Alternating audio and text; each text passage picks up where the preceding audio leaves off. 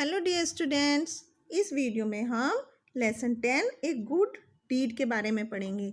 बच्चों, हमें हमेशा इस दुनिया के हर एक आदमी को याद रखना चाहिए, जिससे क्योंकि हर एक व्यक्ति प्यार और कंसर्न डिज़र्व करता है। हर एक व्यक्ति को प्यार चाहिए होता है, सम्मान चाहिए होता है।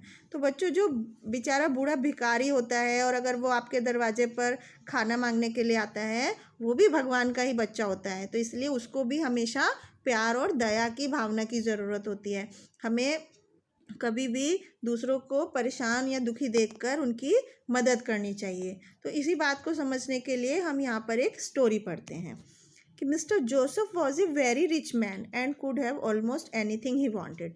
मिस्टर जोसेफ जो थे बहुत ही धनी आदमी थे और उन जो कुछ भी वो चाहते थे वो सब उनके पास था।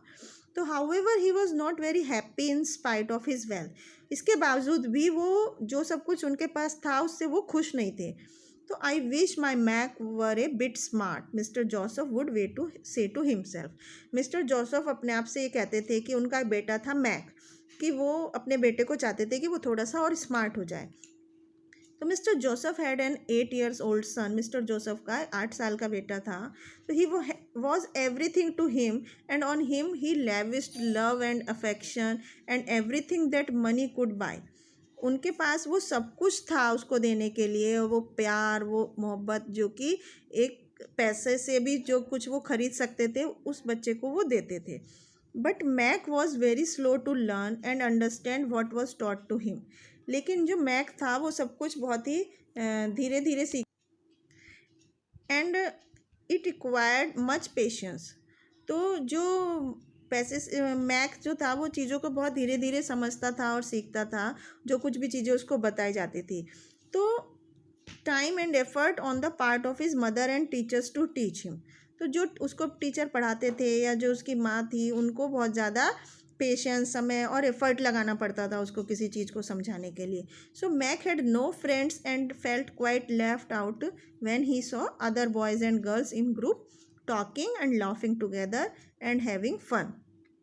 तो इसलिए मैक के कोई दोस्त नहीं थे, वो बिल्कुल अकेला रहता था, क्योंकि जब वो देखता था दूसरे लड़कों और लड़कियों को ग्रुप में बातें करते हुए या एक साथ हंसते हुए और मजाक करते हुए, तो उसको बहुत ही अकेला लगता था। तो he did not belong to them and this made him very sad. तो वो सोचता था कि उसके साथ कोई नहीं है और वो इस बात से बहुत दुखी रहता था। तो I also would like to have friends, why does not one like me, Mac would often ask his mother. मैं अक्सर अपनी माँ से ये पूछता था कि मेरे कोई दोस्त क्यों नहीं है या मुझे कोई पसंद क्यों नहीं करता। तो not far from mister Joseph's house lived Peter. Mister Joseph के घर के पास ही पीटर रहता था। His father had died of an accident when he was very young. जब वो बहुत छोटा था तो उसके पिताजी की मृत्यु, एक्सीडेंट में डेथ हो गई थी। तो his mother Tinkle had to work very hard to earn a living. उसकी माँ टिंकल बहुत मेहनत करती थी उसका जीवन चलाने के लिए। तो most of the time he was on his own. तो बहुत समय तक जो पीटर था वो अकेले ही रहना पड़ता था उसको। He played on the street after school. वो स्कूल पूरा होने के बाद वो गली में खेलता था और वो स्पोर्ट्स में भी बहुत अच्छा था। तो उसकी माँ उसको देखती थी और तो वो अपना होमवर्क और लेसन जो है अब उसकी माँ के घर लौटने से पहले ही वो कंप्लीट कर चुका होता था। Being a clever child he did not take long to complete his work. एक होशियार बच्चे की तरह उसको अपना काम पूरा करने के लिए ज़्यादा समय नहीं लगता था। तो his mother doted on him and long to give him the type of clothes and toys that the other children receive. उसकी माँ उसको वो सब कुछ कपड़े और खिलौने देना चाहती थी जो दूसरे बच्चों के पास होते थे। तो if only I could give Peter some better clothes and toys he would be so happy, said Tinkle to herself. उसकी माँ जो टिंकल थी वो अपने आप से अक्सर ये सब बोलती थी कि यदि वो उसको पीटर को और ज़्यादा अच्छे कपड़े और खिलौने दे पाती तो वो कितना खुश होता। It made her glad to see the sparkle in his eyes and gratitude when she gave him a gift. तो वो उस खुशी को देखना चाहती थी, जो उसके बच्चे की आंखों की चमक को देखना चाहती थी कि जब वो उसको एक गिफ्ट दे उनके नए कपड़े और खिलौनों के बारे में। तो but she could not afford this often as she could barely manage to pay for food, clothing and school necessaries.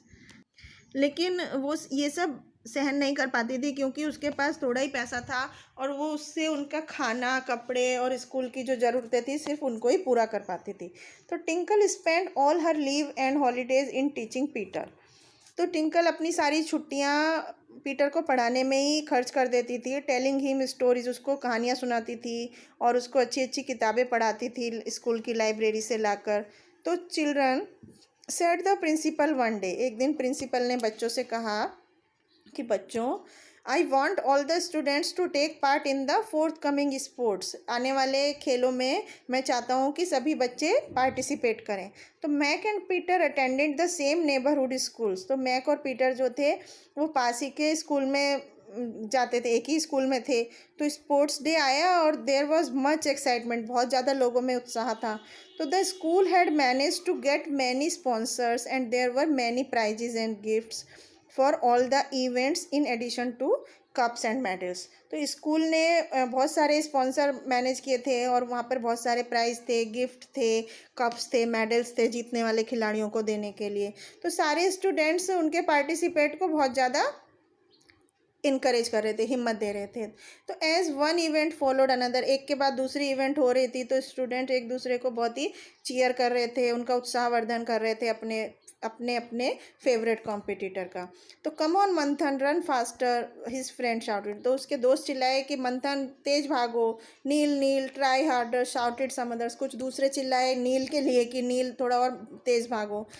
तो the parents also took A keen interest. तो पेरेंट्स भी बहुत ज़्यादा एक्साइटेड, इंटरेस्ट ले रहे थे खेल को देखने के लिए।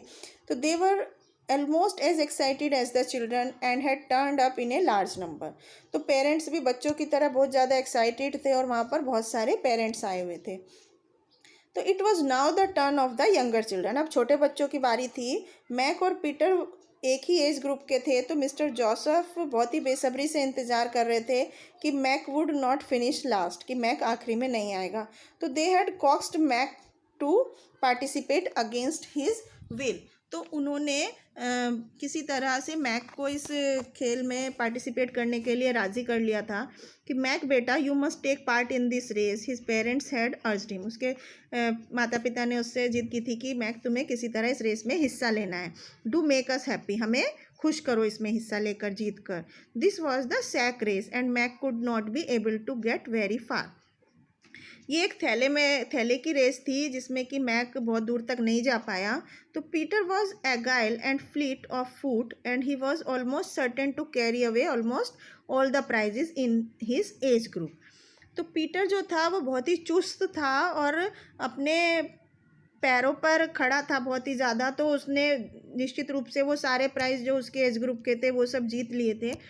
तो रेस शुरू हुई और पीटर उसके थैले में था और दूरी पर था। तो वो रेस को पूरा करने ही वाला था जब उसने देखा कि मैक बुरी तरह से ज़मीन पर पड़ा हुआ है। तो वो वहाँ पर उसकी मदद करने के लिए रुका and he doing so the lost valuable time. वो अपना कीमती समय ख़राब कर रहा था और उसने अपनी थर्ड प्लेस भी उस इवेंट में जीतने से खो दी थी और उसको कोई प्राइज़ नहीं मिला। तो who is the child, said mister Joseph. Mister Joseph ने पूछा कि ये कौन बच्चा है जिसने अपना प्राइज़ भी खो दिया। तो he could not believe that a child who was coming first could give up his chance in order to help a more unfortunate child. तो उनको ये विश्वास नहीं हो पा रहा था कि एक ऐसा बच्चा जो फर्स्ट आने वाला था वो किसी अनफॉर्चुनेट बच्चे की मदद करने के लिए अपना प्राइज़ भी खो सकता है। तो he made enquiries and his admiration for Peter increased when he learned of his poor circumstances. उन्होंने उसके बारे में जानकारी की और पीटर की तारीफ़ की, क्योंकि उसके बारे में उनको पता चला कि वो किस तरह से गरीब है, किस तरह से वो अपना जीवन सर्वाइव कर रहा था। तो who is that at the door, tinkle asked Peter the next day. अगले दिन टिंकल ने पीटर से पूछा कि दरवाजे पर कौन है। तो she was surprise to see Mrs and Mr Joseph. वो बहुत ही अचंभित हो गई जब उसने देखा कि मिस्टर और मिसिज पीटर जोसेफ दरवाजे पर थे। तो they told Tinkle how much Peter had impressed them with his noble deed. तो उन्होंने टिंकल को बताया कि किस तरह से पीटर ने उनको अपने बहादुरी वाले काम से प्रभावित किया। तो you have a good son, if you agree we will sponsor Peter paying all expenses for his food, clothing and education till he completes his studies and secures a good job. तो Mr and Mrs Joseph बोलते हैं उसकी माँ को कि यदि आप सहमत हैं तो हम, आपका एक बहुत अच्छा बेटा है पीटर, हम उसको उसके सारे खर्चे, उसके खाने का, कपड़े का, पढ़ाई का सारा खर्चा हम पे करना चाहते हैं जब तक उसकी स्टडी कंप्लीट नहीं होती और उसको अच्छी नौकरी नहीं मिलती। तो टिंकल वाज इक्वेस्टिक, टिंकल एकदम पागल हो जाती है और उसकी वो अब her prayers had been answered, उसकी प्रार्थनाएं स्वीकार हो चुकी होती हैं और वो उस ऑफ़र को बहुत ही थैंकफुल के साथ एक्सेप्ट कर लेती है और भगवान को उनकी करने के लिए बहुत ज़्यादा भगवान को शुक्रिया अदा करती है। तो everyone in this world deserves concern and love. तो बच्चों इस कहानी में हमने क्या देखा कि हर किसी को दुनिया में प्यार और कंसर्न की ज़रूरत होती है। यदि हम परेशानियों के बारे में सोचते हैं और दूसरों के दुखों के बारे में सोचते हैं और गरीबों की मदद करते हैं तो हमारे लिए भगवान भी अच्छा ही करता है। तो एक good deed is always rewarded, मतलब कि अगर हम किसी का अच्छी भावना से किसी की मदद करते हैं तो भगवान हमेशा उसका फल हमें अच्छा ही देता है। तो ये था बच्चों इस चैप्टर में कि किस तरह से हमें हमेशा दूसरों की मदद करनी चाहिए, दूसरों के प्रति दयालुता का व्यवहार रखना चाहिए। आई होप आपको समझ आया होगा। थैंक